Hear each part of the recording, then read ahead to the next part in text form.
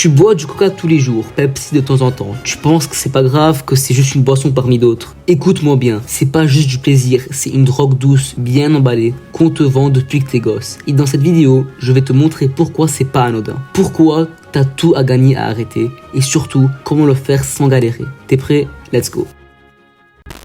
Ce qu'il y a vraiment dans une canette. Une seule canette de coca, c'est 35 à 45 grammes de sucre. Tu sais ce que ça veut dire? Environ 10 cuillères à café. Tu mettrais 10 cuillères de sucre dans un verre d'eau, toi? Ben là, tu les bois sans y penser. Mais c'est pas tout. Dedans, t'as aussi de l'acide phosphorique. Ça attaque tes dents, ton émail et même tes os à long terme. T'as de la caféine aussi. Juste assez pour que ton cerveau en redemande.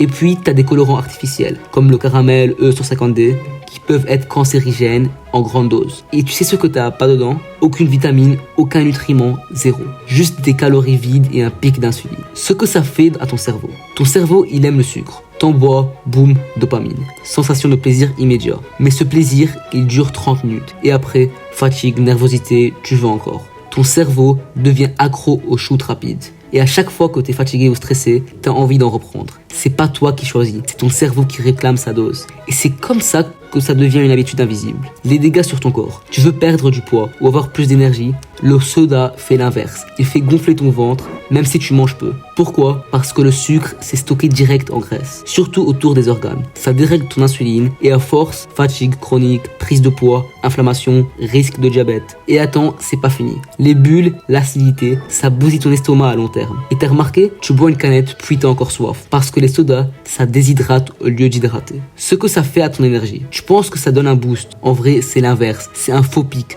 Tu montes et tu redescends encore plus bas. Et plus t'en bois, plus ton corps s'habitue. Et moins ça te fait d'effet. Tu deviens fatigué, même en dormant. Et la cause, elle est dans ton frigo. Tu veux avoir plus d'énergie? Bois de l'eau, ajoute du citron, bois après ton réveil, avant de manger. Et coupe les sodas pendant 7 jours. Juste 7. Tu verras déjà la différence. Comment t'en sortir? Je vais pas te dire arrête tout d'un coup. C'est dur et ton cerveau va résister. Mais tu peux le hacker. Commence par réduire une canette tous les 2 jours au lieu de tous les jours. Remplace-la par une eau gazeuse avec citron ou une infusion froide. Fais ça 21 jours. C'est le temps que ton cerveau a besoin pour créer une nouvelle habitude. Tu vas voir, au bout d'un moment, le goût du coca va te paraître trop sucré, trop chimique. Et c'est là que tu sauras que tu as repris le contrôle. Les sodas, c'est pas juste un petit plaisir. C'est une habitude qui te ralentit, qui te fatigue et qui bouffe ta santé.